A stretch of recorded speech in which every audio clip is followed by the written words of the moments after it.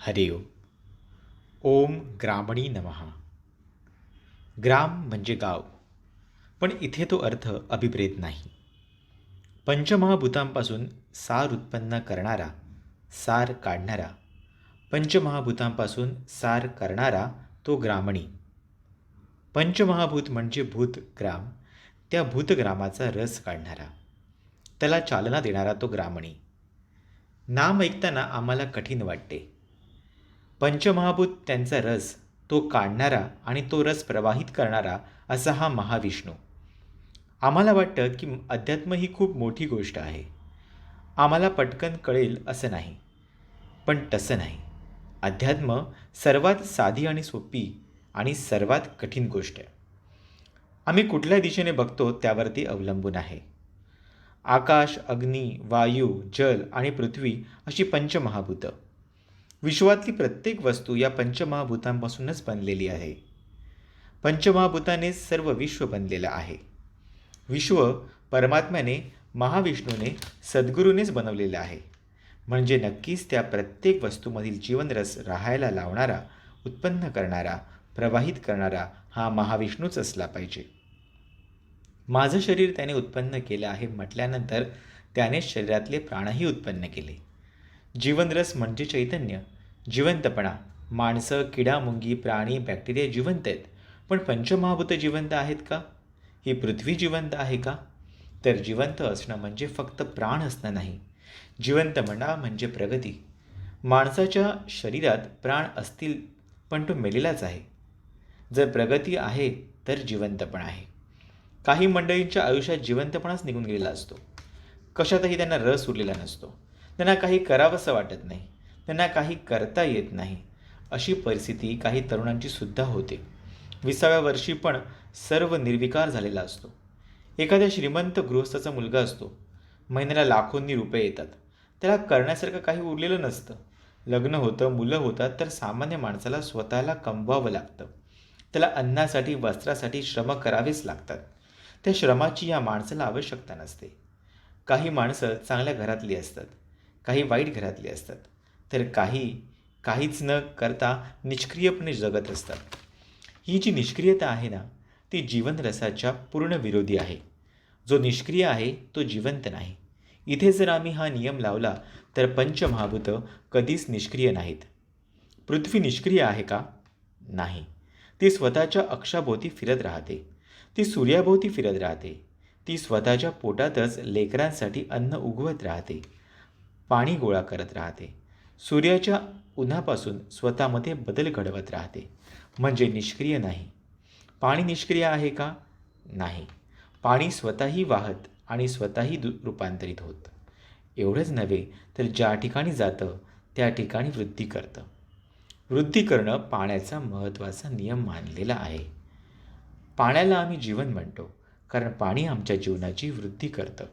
आमच्या घरामध्ये अचानक 2 पाहुणे आले की आमटीमध्ये 2 ग्लास पाणी घालतो. म्हणजे वृद्धी करणं. चुकीच्या दिशेने असलं तरी ते आपणाला समजलेलं असतं. पण निष्क्रियता झाली ही प्रगती नाही, लक्षात ठेवा. मी गरीब असेन, माझ्याकडे एवढं सगळं करण्यासारखं नाही म्हणून पाणी ओतलं तर मग ठीक आहे. मग ती निष्क्रियता होत नाही. निष्क्रियता हे भावाचे रूप आहे. तसंच अग्नीसुद्धा निष्क्रिय नाही. आपण अग्नी गेल्या वेळीच बघितला. अग्नीला आपण निष्क्रिय म्हणूच शकत नाही. जगातल्या सर्व तऱ्हेच्या क्रिया अग्नीपासूनच उत्पन्न होतात. मग अग्नी निष्क्रिय कसा? वायूसुद्धा निष्क्रिय नाही. कारण एका ठिकाणाहून दुसऱ्या ठिकाणी कुठलीही गोष्ट नेणारी शक्ती म्हणजे वायू. वायू म्हणजे केवळ वारा नव्हे, लक्षात ठेवा. आपल्या शरीरामध्ये माझ्या मेंदूपासून माझ्या पायापर्यंत आज्ञा पोहोचवणारी जी काही वस्तू आहे, जे काही माध्यम आहे, तो सुद्धा वायू आहे. हे वायूच साधन आहे. म्हणून आयुर्वेदामध्ये सांगितलेले आहे की वात, पित्त आणि तमा हे शरीरातील घातक गुण. ते दोष आहेत.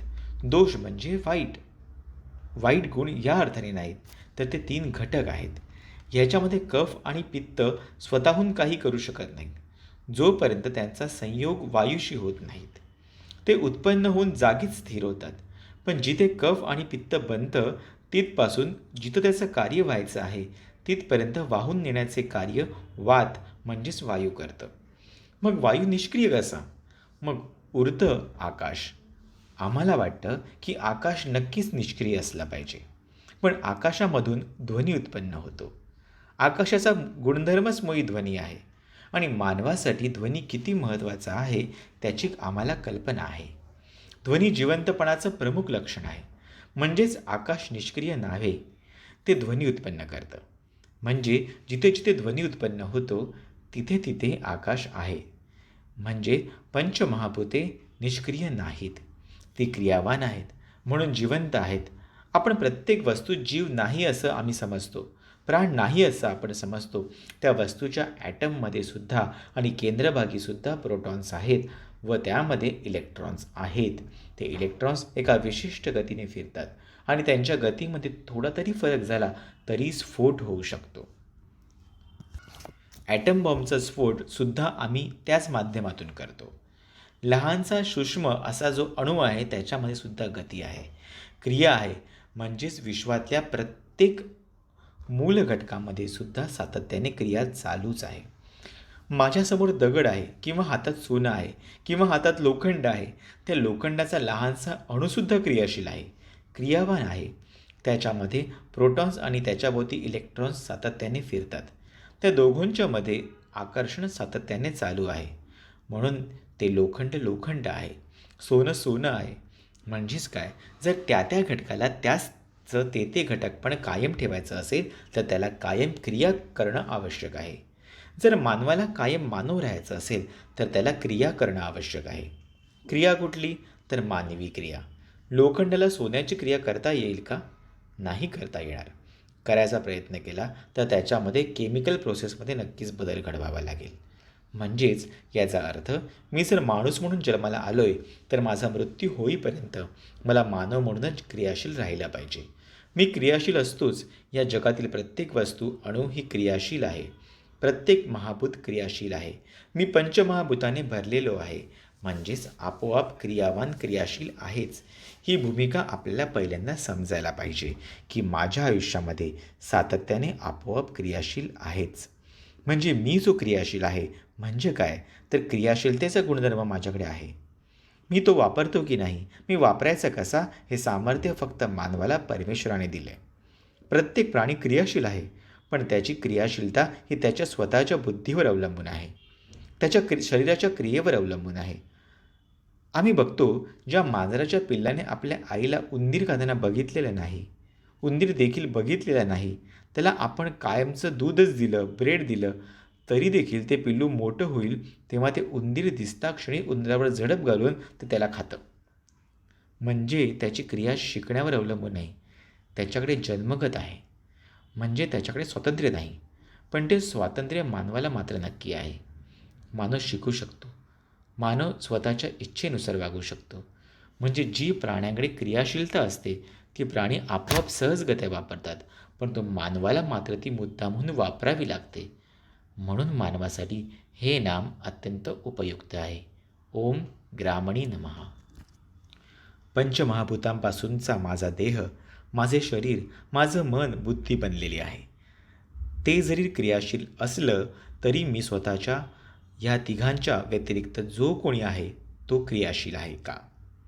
तर बऱ्याच वेळा उत्तर येईल की आम्ही क्रियाशील नसतो. म्हणजे नक्की काय? आम्ही सकाळी उठतो, स्वतःची आंघोळ स्वतः करतो, ही क्रियाशीलता नाही का? आहे. हे केलं नाही तर फारच वाईट. पण एवढंच करणं हा मानवाचा बेसिक गुणधर्म आहे का? ह्यासाठी आम्ही जन्माला आलो आहे का? आमच्या हाताने आम्ही दात घासले, आंघोळ केली, घास गिळले, नोकरी केली, एवढंच जीवन म्हणजे आमची क्रियाशीलता आहे का? याचा विचार करायला हवा. माझ्यात आणि प्राण्यात काय फरक आहे? प्राणी काय करतो, जगतो कशासाठी, तर अन्न मिळवण्यासाठी, खाण्यासाठी, खाल्लेले पचवण्यासाठी, पचल्यानंतर मलक बाहेर टाकण्यासाठी, पतीपत्नी मिळवण्यासाठी, मुलं होण्यासाठी, मुलांचं संगोपन होण्यासाठी, स्वतःचा बचाव करण्यासाठी. हरणाला वाघापासून बचाव करायचा असतो, वाघाला सिंहापासून, सिंहाला हत्तीपासून, हत्तीला मुंगीपासून करायचा असेल. म्हणजेच माझ्यामध्ये आणि प्राण्यामध्ये फरक काय आहे? मी स्वतःला म्हणतो मी मानव आहे, मी श्रेष्ठ आहे, मग त्या प्राण्यात व माझ्यात फरक काय? ज्या ज्या गोष्टी प्राणी करतो त्या त्या गोष्टी मी करणार असेल तर मी मानव नसून फक्त प्राणीच आहे. मी एक जनावरच आहे, मग मानव होऊन क्रियाशून्य आहे. म्हणजेच मी मानव म्हणून जिवंत नाही, मी प्राणी म्हणून जिवंत आहे. हे आम्हाला कळलं पाहिजे. पण आम्ही 99% प्राण्यासारखेच जीवन जगत असतो. म्हणजे मानव म्हणून आम्ही मेलेले असतो. मग आम्ही काय करायला पाहिजे? सोपी गोष्ट आहे. कुठल्याही धर्मग्रंथात नाही असं नाही. म्हणजे धर्मग्रंथ वाचला नाही म्हणून समजणार नाही असंही मुळीच नाही. प्राण्यांकडे आणि स्वतःच्या जीवनाकडे बघितल्यानंतर आम्हाला लक्षात येतं की प्राणी कपडे घालत नाहीत. आम्ही कपडे घालतो. हा आमच्यामध्ये फरक आहे. म्हणजे आम्ही प्राणी नाही. आम्ही आमच्या मनाला लगेच सांगून मोकळे होतो. आम्ही कपडे घालून का फिरतो? तर बाकीचे लोक हसतील म्हणून. माझी समाजात इज्जत राहावी म्हणून. सगळ्या समाजाने मान्य केलं की कपडे न घालताच फिरायचं तर कोणालाच काही वाटणार नाही. म्हणजे मी कपडे घातले की मानव होत नाही. घर बांधलं म्हणून मी मानव होत नाही. कारण पक्षीसुद्धा घरटी बांधतात. प्राणीसुद्धा बीड तयार करतात, गुहा तयार करतात, स्वतःचे घर तयार करतात. आम्ही त्यांच्यापेक्षा प्रगत आहोत. पण मानवाचं वेगळेपण म्हणजे मानवाचं प्रेम, मानवाची कर्तव्याची जाणीव, स्वतःविषयी नाही तर इतरांविषयीच्या कर्तव्याची जाणीव हा मानवाचा खरा धर्म आहे. कुत्री किंवा माकडीन आपल्या बाळाची काळजी कुठपर्यंत घेते? जोपर्यंत तिच्या शरीरामध्ये दूध उत्पन्न होते. म्हणजेच जे हार्मोन्स आहेत तोपर्यंत तिचं मातृत्व शाबूत आहे. ज्या क्षणी तिचे हार्मोन्स बदलले की मुलांना ती जवळही फिरकू देत नाही. ती मुलांना विसरून जाते. अवघ्या 6 महिन्यांमध्ये आई मुलाचं नातं उरलेलं नसतं. असं मानवाचं आहे का? नाही. मानवाला सदैव जाणीव असते की ही माझी बाळं. एखादा कुत्रा आपल्या म्हाताऱ्या आईवडिलांना खायला घालतो का? त्याला आठवतं का की हे माझे आई, हे माझे वडील, त्यांनी मला लहानपणी जेवायला घातलं, या आईने मला दूध पाजले? ही जाणीव प्राण्यांना नाही. म्हणजेच केवळ स्वतःविषयी जाणीव असणं, स्वतःच्या गरजांची जाणीव असणं हा प्राण्यांचा गुणधर्म. तर इतरांच्या गरजांची जाणीव असणं, इतरांविषयी माझ्या कर्तव्याची जाणीव असणं ही मानवता आहे. आणि हाच मोठा फरक आहे. मी मानव म्हणून जगतो का? ह्याच्यामध्ये मला उत्तर मिळेल पाहिजे, होय किंवा नाही. बापू, आम्ही आमच्या मुलांना खायला घालतो, आम्ही नोकरी करतो, मुलांना शाळेत घालतो. का? माझी गरज म्हणून. त्यांची गरज म्हणून. माझी गरज म्हणून. माझ्या मुलांनी शाळेत गेलं पाहिजे, माझा मुलगा पहिला आला, माझ्या मुलाने गाडी घेतली, ही गरज म्हाताऱ्या आईवडिलांमध्ये उरलेली असते का? नाही. त्यांची गरज संपलेली असते. म्हणजेच लक्षात येईल, ज्यांची मला गरज आहे आणि ज्यांना माझी गरज आहे या दोघांमध्ये मानव फरक करतो. आणि इथेच मानव पशु बनायला लागतो. जेव्हा पशुला दुसऱ्या पशुची गरज पडते तेव्हा तो मिसळून राहतो. जेव्हा गरज संपते तेव्हा ते एकमेकांपासून वेगळे झालेले असतात. म्हणजेच लक्षात येईल मानवाची मानवता म्हणजे काय. मानवाचा प्रमुख गुण म्हणजे धर्म. आणि केवळ स्वतःच्या गरजांना बघण्यासाठी जन्माला आलेला नाही तर इतरांच्या विषयी त्याचे कर्तव्य ते काय आणि इतरांच्या गरजा काय त्या बघून परिपूर्ण करण्याचा प्रयत्न करणं. म्हणजेच ज्यांच्यावर आपण अवलंबून आहोत त्यांच्या गरजा आपण पूर्ण केल्या तरी त्यात विशेष नाही. तर जे माझ्यावर अवलंबून आहेत त्यांच्यापासून मला काडीचाही फायदा नाही. त्यांनासुद्धा मदत करणं, त्यांच्याविषयी माझ्या कर्तव्याबद्दल जागृत असणं हे महत्त्वाचं आहे. मुलं मोठी झाल्यावर मला सांभाळतील म्हणून मी त्यांची काळजी घेतो, ही सगळ्यात महत्त्वाची गोष्ट आहे. अजूनही अनेक घरामध्ये मुलगा आणि मुलगी यामध्ये भेद केला जातो. मुलगा आम्हाला सांभाळणार आहे, ती तिच्या घरी निघून जाईल. शेवटी प्रश्न कसला आहे? मला कोण सांभाळणार त्याचा? इथे मनुष्य स्वतःचा मानवीपणा सोडतो व पशूच्याच पातळीवर जातो. फक्त स्वतःची गरज बघून. फक्त स्वतःच्या गरजेनुसार इतरांच्या गरजा बघतो तो प्राणी आहे. जो इतरांच्या गरजा बघून स्वतःची गरज ठरवतो तो मनुष्य आहे. हाच खरा जिवंतपणा. पंचमहाभूतेसुद्धा जिवंत आहेत. तर महाविष्णू सद्गुरू हा पंचमहाभूतांचा जिवंतपणा प्रवाहित करणारा, रस चाखणारा, त्या रसाने प्रसन्न होणारा आहे. म्हणजे आमचं शरीर ज्या पंचमहाभूताने बनलेलं आहे त्या पंचमहाभूतांना जो जिवंतपणा आहे तो मानवी जिवंतपणा आम्ही वापरला तरच तो रस त्या परमेश्वराला, महाविष्णूला, सद्गुरूला प्रिय आहे. तोच आम्हाला रसाचा सातत्याने पुरवठा करत राहतो. जीवनरसाचा म्हणजेच क्रियाशक्तीचा मानवाला पुरवठा कधी होऊ शकतो? जेव्हा क्रियाशक्ती ज्यासाठी त्याला देण्यात आलेली आहे त्यासाठी वापरतो तेव्हा. जी माणसं स्वयंकेंद्रित असतात आणि स्वतःच्या गरजा पूर्ण करण्याकरता मागे लागतात त्यांची क्रियाशक्ती कधी ना कधी संपते. जी मंडळी स्वतःच्या गरजांना बाजूला ठेवून इतरांच्या गरजा पूर्ण करण्याचा प्रयत्न करतात त्यांना गरज नाही तर खरीखुरी आवश्यकता आहे अशा इतरांच्या आवश्यकता पुऱ्या करण्याचा प्रयत्न करतात. त्या माणसासाठी क्रियाशक्ती कधीच संपत नाही. महर्षी धोंडू केशव कर्वे 100 वर्षाचे आयुष्य जगले. शेवटपर्यंत ठणठणीत होते. का? कारण त्यांची क्रियाशक्ती कधीच संपली नाही. त्यांनी इतरांसाठीच आपली क्रियाशक्ती संपवली.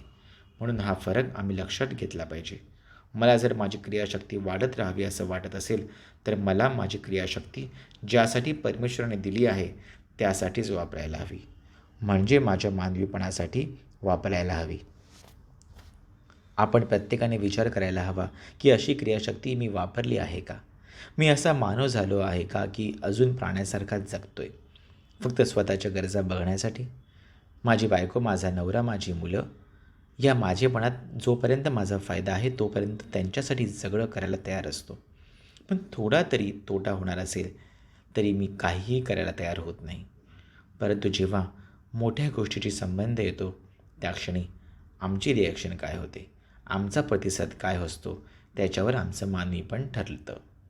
तुम्ही म्हणाल, बापू आम्हाला हे सर्व पटलं, पण ह्या पंचमहाभूतांचा त्यांच्यामधील प्रवाहित असणाऱ्या जीवचैतन्याच्या रसाचा आम्ही आस्वाद कसा घ्यायचा? आम्ही यांचा उपयोग कसा करून घ्यायचा? त्यांच्यामध्ये या महाविष्णूचं असणारं नातं काय? आम्हाला हा विचार कसा काय फायद्याचा बनू शकतो? पंचमहाभूतांनी बनलेलं शरीर आहे, पण शरीर सातत्याने बदलत राहतं. मनही सातत्याने बदलत राहतं. बुद्धीही सातत्याने बदलत राहते. आमचं लहानपणापासूनचं शरीर बघितलं तर ते केवढं बदललेलं असतं. माझं मन, बुद्धी केवढं बदललेलं आहे. हा बदलत राहण्याचा गुणधर्म शरीर, मन आणि बुद्धीमध्ये सदैव आहे. कारण हे तिघं ज्या पंचमहाभूतापासून बनलेले आहेत ती बदलती आहेत. मला जर माझी क्रियाशीलता नीट वापरायची असेल तर मला माझं शरीर, मन, बुद्धी नीट वापरता आली पाहिजे. मला जर माझं शरीर, मन, बुद्धी नीट वापरायची असेल तर त्यांना निष्क्रिय होऊ द्यायचं नसेल. काही जणांचं शरीर ॲक्टिव्ह असतं तर शरीर निष्क्रिय झालेलं असतं. काहींचं मन ॲक्टिव्ह असतं तर मन निष्क्रिय झालेलं असतं. काही वेळी दोन्ही ॲक्टिव्ह असतात पण बुद्धी निष्क्रिय झालेली असते. या तिन्ही गोष्टी निष्क्रिय होऊ द्यायच्या नसतील, त्या क्रियाशील ठेवायच्या असतील तर ज्या पंचमहाभूतांपासून ह्या 3 गोष्टी बनलेल्या आहेत त्या पंचमहाभूतांची ताकद पहिल्यांदा मला ओळखता आली पाहिजे आणि ओळखल्यानंतर ती मला वापरता आली पाहिजे. ती ओळखायची कशी आणि वापरायची कशी? पहिल्यांदा मी बघितलं पाहिजे ते माझ्या मनाकडे. शरीर, बुद्धी नंतर येते. मानवासाठी पहिलं आहे ते मन. हे मन कुठल्या महाभूताने बनलेलं आहे? मनही 5ही महाभूताने बनलेलं आहे. मनामध्ये पृथ्वीतत्व आणि आकाशतत्व आहे. आज आपल्याला बघायचं आहे मनाचं आकाशतत्व कुठलं, पृथ्वीतत्व कुठलं. मनाचं आकाशतत्व आणि पृथ्वीतत्व हा प्रवास प्रत्येकासाठी अनिवार्य आहे. परंतु ह्या प्रवासामध्ये आम्ही कुठेतरी अडकतो. आमचा प्रवास नीट होत नाही. आमची गती नीट होत नाही. म्हणून तुकारामांनी वारंवार सांगितलं, मन करारे समर्थ सर्व सिद्धींचे कारण. पण तरीही आम्हाला सर्व सिद्धी मिळवता येत नाहीत. सर्व सुख आम्हाला मिळवता येत नाही. हे मनातील पंचमहाभूतात्मक घटक कुठले? मनातील पृथ्वी महाभूत म्हणजे माझ्या मनात येणारे प्रगट होणारे स्थूल विचार म्हणजे मनाचे पृथ्वी महाभूत. सर्वसाधारणपणे मनात येणारे ढोबळ विचार, जे विचार माझ्या अत्यंत जवळचे आहेत, ओळखीचे आहेत, माझ्या अत्यंत परिचयाचे आहेत आणि स्थूल रूपात आहेत. उदाहरणार्थ, मला भूक लागली, मला झोप येते किंवा झोप येत नाही असे माझ्या शरीरक्रियासंबंधीचे जे विचार माझ्या मनात येतात ते पृथ्वी महाभूताशी निगडीत आहेत. माझ्या शरीरासंबंधी माझ्या मनात जे विचार उत्पन्न होतात ते विचार पृथ्वी महाभूतांसंदर्भात येणारे असतात. ह्यानंतर येतं ते जल महाभूत. माझ्या ज्या निरनिराळ्या भावना, वासना आहेत, देहाशी निगडीत असणाऱ्या वासना या पृथ्वी महाभूताशी निगडीत आहेत. तर जल महाभूताशी निगडीत असणारी वासना म्हणजे भय आणि शौर्य. भयाचे आणि शौर्याचे सर्व प्रकार हे जलमहाभूताशी निगडीत आहेत. जर जलमहाभूत प्रवाहित आहे तर शौर्य आहे. जर जलमहाभूत प्रवाहित नाही तर माझ्याकडे भय आहे. जर जलमहाभूत प्रवाहित असेल, त्याची कार्यशक्ती माझ्याकडे येत असेल तर मी शूर आहे आणि ती येत नसेल तर मी भित्र आहे. त्यानंतर येतं अग्निमहाभूत. अग्निमहाभूतामुळे माझ्या मनात येणारे विचार कुठले? तर भावनांची तीव्रता. अग्नी तीव्र, तीक्ष्ण आहे. त्याचबरोबर विचार वाईट नाश करण्याचे काम अग्नी महाभूत करतं. यानंतर येतं ते वायू महाभूत. यापासून बदल किंवा चंचलता उत्पन्न होतात. वारंवार बदल झाले तर आपण त्याला चंचलता म्हणतो. बदल जर सुरळीत योग्य ठिकाणी व योग्य वेळी झाले तर त्याला आपण चंचलता म्हणत नाही, तर त्याला रूपांतर म्हणतो. बदल किंवा चंचल हे दोन्ही गुणधर्म वायुभूताकडून येतात. जर वायुभूत व्यवस्थित प्रवाहित असेल तर ते बदल आहेत, ते संक्रमण आहे. जर वायू महाभूत बेलगाम झालेलं असेल, इथे उलटी गोष्ट आहे. प्रवाहित आहे? नाही. म्हणजे माझ्या दृष्टीने नाही तर बाकींच्याकडून प्रवाहित झालेलं असेल, तेव्हा माझ्याकडे चंचलता आहे. प्राणी चंचल असतो कारण त्याच्या कृती थोडीक असते. तसेच आम्ही चंचल झालेले असतो. जर वायुभूत माझ्या वृत्तीने नीट प्रवाहित झालेले असेल तर माझ्याकडे बदल होतात, संक्रमण होतं. तर जे प्राणी जगताकडे प्रवाहित झालेला असेल तर माझ्याकडे चंचलपणा आलेला असतो. आकाश महाभूत माझ्या मनात कुठले विचार आणतो? शांतता, समाधान हे गुणधर्म आकाश महाभूताकडून माझ्याकडे येतात. आकाश महाभूत मानवाच्या सदैव मनामध्ये मानवतेकडे प्रवेश झालेला असतं. हा महत्त्वाचा गुणधर्म लक्षात घ्या. बाकीची 4 महाभूतं जी आहेत ती मानवाने स्वतःच्या बुद्धीच्या वापरानुसार ठिकठिकाणी प्राण्यांच्या गटाकडे तो प्रवाहित करू शकतो. मात्र आकाश महाभूत कितीही प्रयत्न करूनसुद्धा प्राणी जगताकडे प्रवाहित करता येत नाही. कारण तो जो परमात्मा आहे, जो महाविष्णू आहे, तो ग्रामणी आहे व त्याने सगळे आकाश महाभूत मानवी दिशेनेच प्रवाहित केलेले असते. म्हणूनच प्राण्यासारखं जगून मानवाला कधी शांतता आणि समाधान मिळूच शकत नाही. आमच्या आता लक्षात येईल की आम्ही प्राण्यासारखे वागलो तर आमच्या आयुष्यातून शांती समाधान निघून जातं. कारण ज्या आकाश महाभूतापासून माझ्या मनाला शांतता आणि समाधान होतं ते फक्त परमेश्वराने मानवी वृत्तीकडेच प्रवाहित केलेलं असतं.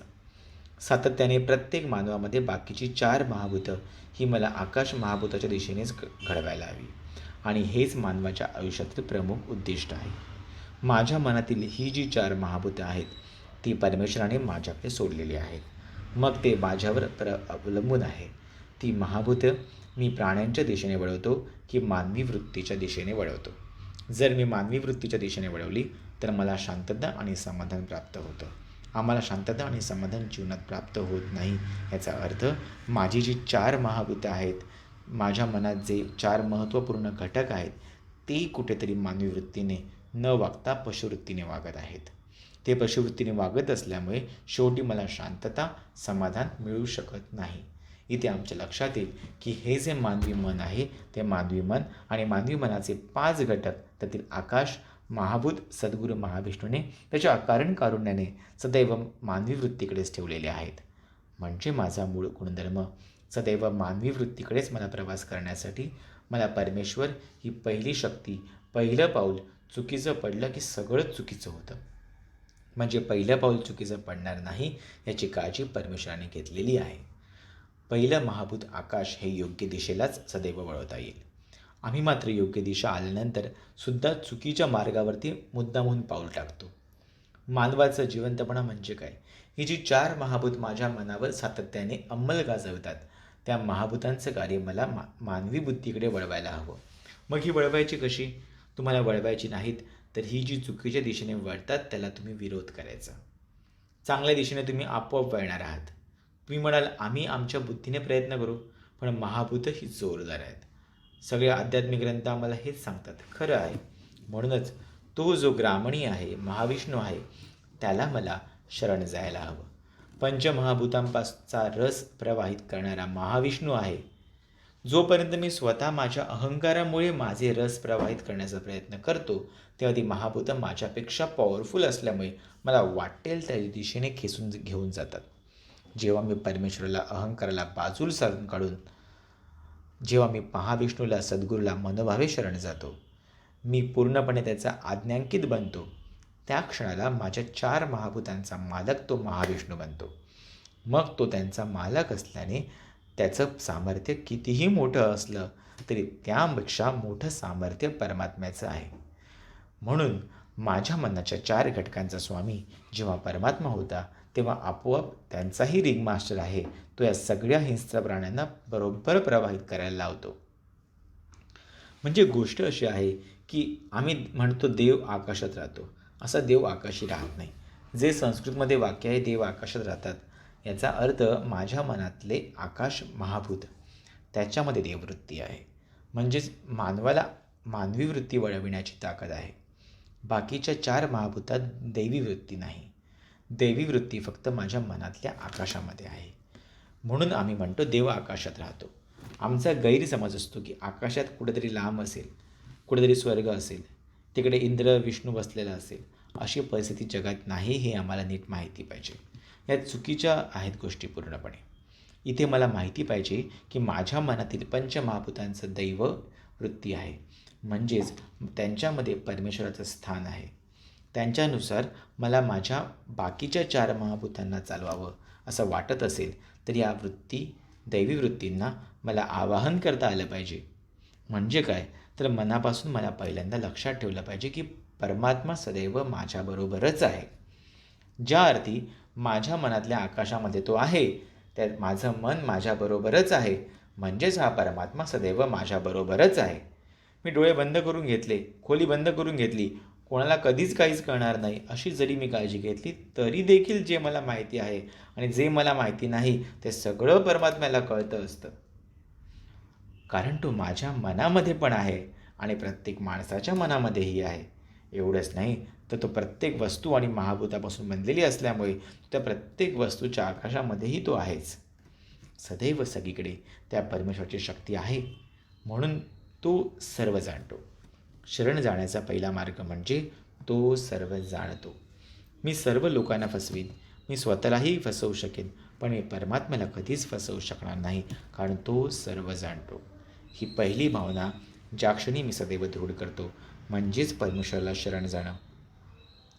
परमेश्वराला शरण जाणं म्हणजे लाचार बनणं नव्हे, म्हणजे त्याच्यासमोर भीक मागणं नव्हे, त्याच्यासमोर गुडघे टेकून पाय चाटणं नव्हे, तर शरण जाणं म्हणजे पूर्णपणे जाणीवपूर्वक मान्य करणं की तो आहेच आणि तो सर्व जाणतो. ही भावना दृढ करणं म्हणजे शरण. याचा अर्थ शीतल युद्धभूमी, शीतलता देणारी युद्धभूमी, आल्हाद देणारी युद्धभूमी. इथे मला युद्ध करायचं असतं माझ्या स्वतःच्या अहंकाराशीच, आणि मला मिळवायची असते परमेश्वराकडून शांती आणि समाधान. त्यात मला एकच गोष्ट करावी लागते, मला माझा भाव दृढ करावा लागतो. परमेश्वर सर्व जाणतो. तुम्हाला बाकीचं सर्व कठीण वाटत असेल, पण ही गोष्ट मनाला पटवणं खूप कठीण आहे असं वाटत नाही. खूप सोपी गोष्ट आहे, पण ती आम्ही वारंवार विसरत राहतो. ज्यांना भक्ती मार्गावर स्थिर व्हायचं आहे, ज्यांना आयुष्यामध्ये प्रगती करायची आहे, शांती समाधान मिळवायचं आहे, त्यांनी हा भाव सदैव मनात जागृत ठेवायला हवा की तो सर्व जाणतो. मी स्वतःला आणि इतरांनाही कितीही फसवण्याचा प्रयत्न केला तरी त्यालाच काही खरं कळत नाही असं कधीच होत नाही. ज्याचा हा भाव दृढ झाला तोच खऱ्या परमेश्वराला शरण गेला. आम्ही फक्त मंत्र म्हणतो, तोंडाने म्हटल्याने माझी शरणता होत नाही. श्रीकृष्णाने अर्जुनाला स्पष्टपणे सांगितले की बाकीचे सर्व भाव सोडून दे आणि मला शरण ये. ही गोष्ट सगळ्यात सोपी आहे. नामस्मरणसुद्धा एक वेळ कठीण असेल, पण तो सर्व जाणतो हे प्रत्येक क्षणाला माझ्या मनात ठेवण्याचा प्रयत्न केला, जास्तीत जास्त आठवण्याचा प्रयत्न केला तर आपोआप माझी शरणता उत्पन्न होते. परमेश्वराला संपूर्ण समर्पण हवे, शारण्य हवे. पहिली पायरी म्हणजे तो सर्व जाणतो. मी जे काही करतो ते त्याच्यापर्यंत पोहोचते. माझी इच्छा असो वा नसो, मला समर्पित होण्याचीच आवश्यकता नाही. मी जे काही करतो ते त्याच्यापर्यंत आपोआप पोहोचत असतं. म्हणजे मी आपोआप समर्पितच आहे. पण आम्ही परमेश्वराला हार अर्पण करतो. परमेश्वराला हार अर्पण न करता मला माझा मानवी भाव अर्पण करता आला पाहिजे. तो मानवी भाव मला परमेश्वरच देतो. जे मला परमेश्वराला अर्पण करायचं आहे ते सुद्धा मला परमेश्वरच पुरवतो. हे मला समजलं पाहिजे. तो सर्व जाणतो हा पहिला भाव दृढ केला पाहिजे. आणि दुसरा भाव दृढ कसा पाहिजे की मी परमेश्वराला काही देत नाही, तर परमेश्वर ज्याने प्रसन्न होतो अशा गोष्टी मला परमेश्वरच पुरवत असतो. ही दुसरी गोष्ट लक्षात ठेवा. म्हणजे तो परमेश्वर पूर्णपणे माझा आता मालक झालेला आहे. तो माझ्या 4 महाभूतांचा मालक झालेला आहे. या महाभूतावर नियंत्रित करण्याचे तो कार्य महाविष्णू सद्गुरू करेल. आणि मग पशुवृत्तीकडे वळण्याऐवजी ही सर्व महाभूतं मानवी वृत्तीकडे वळायला लागतील. त्यामुळे आकाश महाभूतातील स्थिर शक्ती म्हणजे शांतता आणि समाधान मला प्राप्त होईल. असा हा ग्रामणी. हे जे ग्राम आहे म्हणजे दृश्य आहे, ते दृश्य पंचमहाभूतातून बनलेलं आहे. भूत शब्दाचा खरा अर्थ आहे जे दिसतं ते, जे दृष्टीपटात पडतं ते भूत. आम्ही नेमका उलटा अर्थ लावतो. जे दिसत नाही त्याला आम्ही भूत म्हणतो. मेलेल्या माणसाचा आत्मा आम्हाला दिसत नाही म्हणून आम्ही भूत म्हणतो, पण दृष्टीत येतं ते भूत आहे. भूतग्रामाचा हा ग्रामणी आहे. म्हणजेच ह्या पंचमहाभूतांवर त्याचीच सत्ता चालते. परंतु आम्हाला त्याने 4 भूतांवर मांडलिक म्हणून नेमलेलं आहे. अर्थात मनातील आकाश महाभूतात त्याची पूर्णपणे सत्ता आहे. बाकीच्या 4 महाभूतांवर त्याने आम्हाला म्हणजे आमच्या बुद्धीला मांडलिक म्हणून नेमलेलं असते. मांडलिक राजा हा सम्राटाचा फक्त अधिकारी असतो. तो राजा असतो. तो स्वतःच्या मनाने काही करू शकतो, पण त्याच्यावर सम्राट असतो. आम्ही मांडलिक आहोत, तेच विसरतो. मग आम्ही स्वतःच्या मनाने कारभार करायला जातो. एक दिवस सम्राट आम्हाला आमच्या राज्यपदावरून काढून टाकतो. म्हणजे काय होतं? आमच्या महाभूताचा तो तो भाग क्षीण व्हायला लागतो. ते राज्य आमच्या हातून जातं. आमच्या आयुष्यात अनेक विचार दुर्बल झालेले असतात. विकार विकृतींनी आमचा कब्जा घेतलेला असतो. तो कशामुळे? ह्या पंचमहाभूतांवर ना आमची सत्ता उरली. परमेश्वरावरची सत्ता आम्ही कधीच येऊ दिली नाही. त्यामुळे ती प्राण्यांसारखी बेलगाम वागायला लागते. मग त्यातूनच चुकीच्या गोष्टी घडतात. आम्हाला ते नको आहे. मग ज्याचा जो ग्रामणी आहे त्याच्याच मार्गाने आम्हाला चालायला हवं. त्याचीच सत्ता आम्हाला आमच्या गावावर निर्माण करायला हवी. त्या घटकावर निर्माण करायला हवी. आज आम्ही जाणून घेतलं बापू आम्हाला काय करायचं आहे. आम्हाला मनातील पंचमहाभूतांचे जे घटक आहेत ते सगळेच्या सगळे आमच्यासाठी श्रेयस्कर व्हावे, आमच्यासाठी कल्याणकारी व्हावे असं जर आम्हाला वाटत असेल तर आम्हाला परमेश्वर सर्व जाणतो. तो सद्गुरू सर्व जाणतोच. तो आज आम्हाला काही देत नसेल पण तो उद्या परवा आम्हाला देणारच आहे. ह्याची पूर्ण खात्री बाळगून जगण्याचा प्रयत्न करणं म्हणजे परमेश्वराला शरण जाणं. आणि दुसरी गोष्ट, मी परमेश्वरासाठी जे काही करतो, परमेश्वरासाठी जे काही अर्पण करतो, ती प्रत्येक गोष्ट मला परमेश्वरानेच पुरवलेली असते अशा दृढ विश्वास पाहिजे. मी फुलं वाहिली तरी ती परमेश्वरानेच उत्पन्न केलेली आहेत. मी नैवेद्य म्हणून अन्न परमेश्वराला दाखवलं, जरी मी माझ्या पैशाने आणलं असेल, तो पैसा कमवण्याची ताकद मला परमात्म्यानेच दिलेली आहे. अन्न हे परमात्म्यानेच उत्पन्न केलं आहे. मी जे नामस्मरण करतो ती करण्याची बुद्धीही परमेश्वराने दिलेली आहे. आवाज उत्पन्न करण्याची ताकद परमेश्वराने शाबूत ठेवली आहे. हे मला माहीत असलं पाहिजे. म्हणजे मी जे काही अर्पण करतो ते परमेश्वरानेच मला दिलेलं आहे. ही भावना अधिकाधिक वाढवत न्यायला हवी. ह्या 2 भावना वाढवणं अजिबात कठीण नाही, ते खरंच सोपं आहे. भक्ती मार्गावरती सगळ्यात सोपी गोष्ट मी आज शिकलो, पण सगळ्यात महान गोष्ट आपण शिकलो. साक्षात अगस्त्य ऋषींनी म्हटल्याप्रमाणे विष्णू सहस्रनामावलीतील सगळी नावं जे काही सांगतात त्यांचं सार ह्या ग्रामणी नावामध्ये आहे. ग्रामणी नावच मुळी साराशी निगडीत आहे. आम्हाला आमच्या मार्गाचा जीवनाचा क्रियाशक्तीचा सार ह्या नामामध्ये सापडला पाहिजे. फक्त 2च गोष्टी तो सर्व जाणतो आणि त्याला जे मी काही देतो ते त्यानेच मला पुरवलेलं असतं. ह्या 2 भूमिका मनात सातत्याने जागृत ठेवणं म्हणजेच त्या ग्रामणी महाविष्णूला, सद्गुरूला मनापासून पूजणं. मनापासून त्याची पूजा केल्यानंतरच आपल्याला त्याचे आशीर्वाद प्राप्त होतात.